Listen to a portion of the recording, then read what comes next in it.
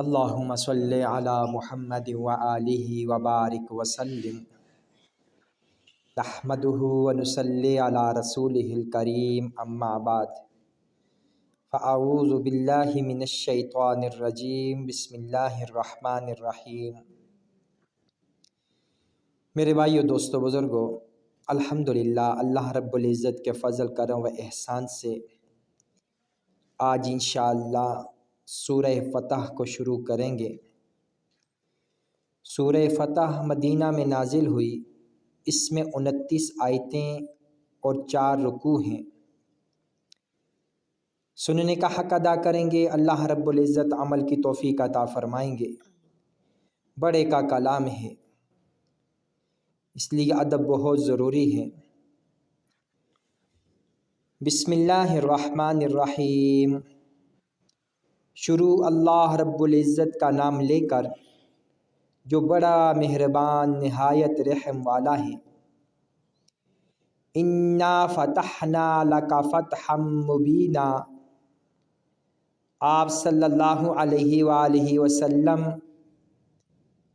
ہم نے آپ کو فتح دی، فتح بھی صریح و صاف۔ فتح کے بارے میں اختلاف ہے کہ اس سے کیا مراد ہے۔ اکثر کا قول یہ ہے کہ اس سے مراد حدیبیہ کی صلح ہے، کیونکہ کبھی صلح کا نام فتح بھی رکھ لیتے ہیں۔ حضرت ابن مسعود رضی اللہ تعالی عنہ وغیرہ سے روایت ہے کہ تم تو مکے کی فتح کو فتح خیال کرتے ہو اور ہم حدیبیہ کی صلح کو فتح سمجھتے ہیں۔ بخاری میں حضرت براہ رضی اللہ تعالیٰ عنہ سے روایت ہے کہ تم لوگ فتح مکہ کو فتح تصور کرتے ہو اور ہم بیت الرضوان کو جو حدیبیہ کے دن ہوئی فتح تصور کرتے ہیں۔ اس صلح کے واقعات یہ ہیں کہ جناب رسول اللہ صلی اللہ علیہ وآلہ وسلم نے سن 6 ہجری میں حدیبیہ جانے سے بیشتر خواب دیکھا کہ گویا آپ صلی اللہ علیہ وآلہ وسلم نے اور آپ کے اصحاب رضی اللہ تعالی عنہم اجمعین نے سر منڈوایا اور بال کو تروائے۔ یہ خواب آپ صلی اللہ علیہ وآلہ وسلم نے اصحاب رضی اللہ تعالی عنہم اجمعین کو سنایا تو یہ خیال کر کے خوش ہوئے کہ اسی سال مکے میں داخل ہوں گے۔ تو آپ صلی اللہ علیہ وآلہ وسلم بیت اللہ کی زیارت اور عمرے کی نیت سے مکہ کو روانہ ہوئے۔ جب احفان میں پہنچے تو آپ صلی اللہ علیہ وآلہ وسلم کو بشر بن سفیان نے خبر دی کہ آپ صلی اللہ علیہ وآلہ وسلم کی روانگی کا حال سن کر قریش بڑی جمعیت سے نکلے ہیں اور انہوں نے عہد کیا ہے کہ ایسا ہرگز نہ ہونے پائے کہ آپ صلی اللہ علیہ وآلہ وسلم ان پر غالب ہو کر مکہ میں داخل ہو جائیں، اور خالد بن ولید بھی ان کے سواروں میں ہیں جن کو قرائے غمیم کی طرف آگے بھیجا گیا ہے۔ تو آپ صلی اللہ علیہ وآلہ وسلم نے فرمایا کہ اب 2 ہی صورتیں ہیں، یا تو جہاد کر کے ظفر اور غلبہ حاصل کریں یا جان ہی دے دیں۔ چنانچہ اصحاب رضی اللہ تعالیٰ عنہم اجمعین کو حکم دیا کہ اللہ کا نام لے کر چل دو۔ پھر وہاں سے روانہ ہوئے اور مرا کی گھاٹی سے ہو کر حدیبیہ کے پرلے سرے جا اترے۔ وہاں آپ کے پاس قریش کے کئی شخص یکے بعد دیگرے آتے رہے۔ آپ صلی اللہ علیہ وآلہ وسلم ان سب سے یہی فرماتے تھے کہ ہم تو صرف زیارت کعبہ کے لیے آئے ہیں، جنگ و جدل کے لیے نہیں آئے۔ وہ لوگ جو باتیں یہاں سنتے تھے وہی وہاں جا کر کہہ دیتے تھے۔ آخر آپ صلی اللہ علیہ وآلہ وسلم نے اپنی طرف سے حضرت عثمان بن عفان رضی اللہ تعالی عنہ کو قریش کے پاس یہ پیغام دے کر بھیجا کہ ہم لڑنے نہیں آئے، بیت اللہ کی زیارت کرنے کو آئے ہیں۔ ابھی وہ واپس نہیں آئے تھے کہ یہاں یہ افواہ اڑ گئی کہ عثمان رضی اللہ تعالی عنہ قتل کر دیے گئے ہیں۔ یہ خبر سن کر حضور علیہ السلام کو عزم جنگ کرنا پڑا، اور اسی ارادے سے آپ صلی اللہ علیہ وآلہ وسلم نے مسلمانوں سے بیعت لی، جس کو بیعت الرضوان کہتے ہیں۔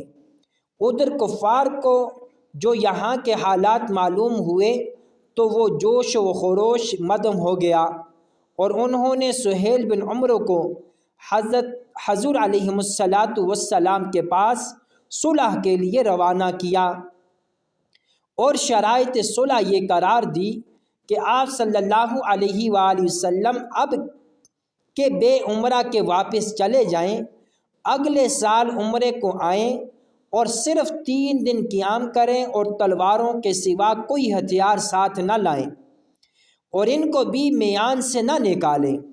یہ شرطیں حضور علیہ السلام نے منظور فرما لیں، اور صلح نامہ مرتب ہونے لگا۔ تو آپ صلی اللہ علیہ وآلہ وسلم نے حضرت علی رضی اللہ تعالی عنہ سے فرمایا کہ لکھو بسم اللہ الرحمن الرحیم۔ تو سہیل بولے ہم نہیں جانتے بسم اللہ الرحمن الرحیم کیا ہے، بسمی کا اللہم لکھو۔ پھر آپ صلی اللہ علیہ وآلہ وسلم نے فرمایا کہ لکھو من محمد رسول اللہ۔ تو کہا کہ اگر ہم اس بات کے قائل ہوتے تو آپ صلی اللہ علیہ وآلہ وسلم اللہ کے رسول ہیں تو آپ کی پیروی ہی نہ اختیار کر لیتے، اپنے والد کا نام لکھوائیں۔ تو آپ صلی اللہ علیہ وآلہ وسلم نے فرمایا لکھو من محمد بن عبداللہ۔ اور ایک شرط کفار نے یہ کی کہ جو شخص آپ کی طرف سے ہمارے پاس آئے ہوئے شخص کو آپ کی طرف سے ہمارے پاس آئے تو ہم اس کو واپس نہ کریں گے، یعنی اگر آپ کی طرف سے کوئی آدمی بھٹک کر ہمارے پاس آئے تو ہم اس کو واپس نہیں کریں گے، اور جو ہماری طرف سے مسلمان ہو کر آپ کے پاس آئے تو آپ کو وہ واپس کرنا پڑے گا۔ اس مصالحت میں جو مصلحت تھی اس کو تو جناب رسول اللہ صلی اللہ علیہ وآلہ وسلم ہی خوب سمجھتے تھے، لیکن پرجوش اصحاب رضی اللہ تعالی عنہم مجمعین کو صلح کی یہ شرطیں نہایت شاق معلوم ہوئی اور سخت رنجیدہ ہوئے، اور اس پر خواب کا معاملہ ان کو اور بے دل کیے دیتا تھا۔ سمجھتے تھے کہ اسی سال عمرہ کریں گے، مگر جاتے ہیں بے نیل مرام۔ اسی اثناء میں یہ ایک ناگوار واقعہ پیش آیا کہ ابھی صلح نامہ لکھا ہی جا رہا تھا کہ ناگہاں ابو جندل رضی اللہ تعالی عنہ بن سہیل بن عمرو پابا زنجیر کفار میں سے بھاگ کر آپ صلی اللہ علیہ وآلہ وسلم کے پاس موجود ہوئے۔ تو سہیل نے کہا کہ جن لوگوں کے بارے میں آپ صلی اللہ علیہ وآلہ وسلم سے صلح کرتا ہوں اس میں یہ پہلا شخص ہے، اس کو آپ میرے حوالے کر دیجئے۔ آپ صلی اللہ علیہ وآلہ وسلم نے فرمایا کہ ابھی تک صلح نامہ مکمل نہیں ہوا۔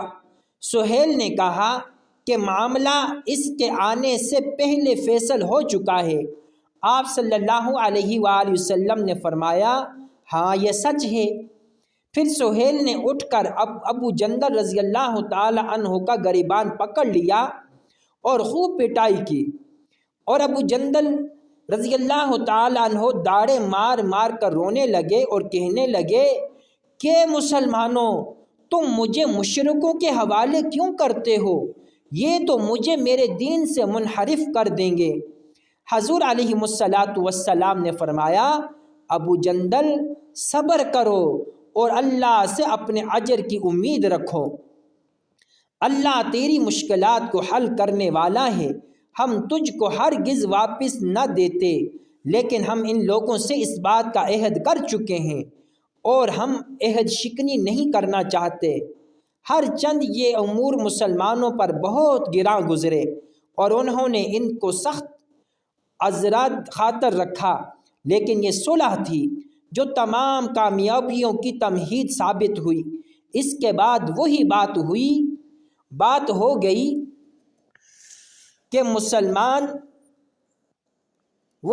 ہو گئی کہ جب حضور صلی اللہ علیہ وآلہ وسلم ہجرت کے 6 سال حدیبیہ سے لوٹ کر مدینہ منورہ تشریف لائے تو اللہ رب العزت نے آپ صلی اللہ علیہ وآلہ وسلم کو فتح خیبر کا وعدہ دیا اور وہاں کی غنیمتوں کا وعدہ دیا، اور وہاں کی غنیمتوں کے لیے انہی لوگوں کو محسوس فرمایا جو حدیبیہ میں آپ صلی اللہ علیہ وآلہ وسلم کے ساتھ تھے۔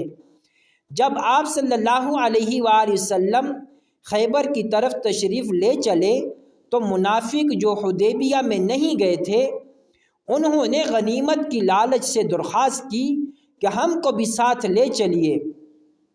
جواب ملا کہ تم ہمارے ساتھ چلو ہی مت، یعنی تم ہمارے ساتھ نہیں جا سکتے، کیونکہ غنیمت خیبر میں تم لوگوں کا کچھ حصہ نہیں، اور اللہ کا یہی ارشاد ہے۔ تو وہ لوگ کہنے لگے کہ اللہ نے تو ایسا نہیں کہا ہوگا، یوں کہو کہ تم کو ہم سے حسد ہے، اور مارے حسد کہ تم ہمیں شریک غنیمت نہیں کرنا چاہتے۔ خدا نے فرمایا کہ یہ احمق لوگ ہیں، ان کو ان باتوں کے سمجھنے کے لیے عقل ہی نہیں۔ اللہ اکبر کبیرہ۔ میرے بھائیو دوستو، یہ صلح حدیبیہ کا واقعہ بیچ میں آیا اور تفسیر سے آیا۔ اب لباب کیا ہے ان بات کا کہ حضرات صحابہ رضی اللہ تعالیٰ عنہم اجمعین نے اس دین کے لیے اپنا سب کچھ قربان کیا۔ حضور علیہ السلام کو مکہ مکرمہ سے سب سے زیادہ محبت تھی، لیکن دین کی محنت کی وجہ سے مکہ مکرمہ کو چھوڑنا پڑا۔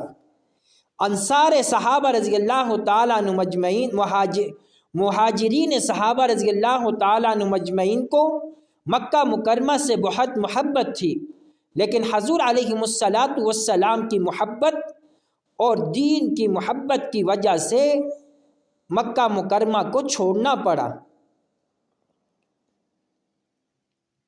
آج میرے بھائیو دوستو، ہم اگر یہ چاہتے ہیں کہ ہم بھی کامیاب ہوں تو ہمیں بھی ان کے طریقوں کو اپنانا پڑے گا، دل چاہے یا نہ چاہے، کرنا آئے یا کرنا نہ آئے، یہ میرے آپ کی ذمہ داری ہے۔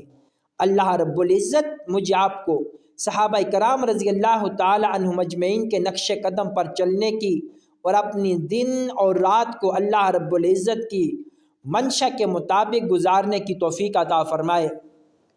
آمین۔ الحمدللہ رب العالمین والعاقبۃ للمتقین۔ اللہم صلی علی محمد وآلہ وبارک وسلم۔ سبحان اللہ وبحمدہ، سبحانک اللہم وبحمدک، نشہد ان لا الہ الا انت، نستغفرک ونتوب الیک۔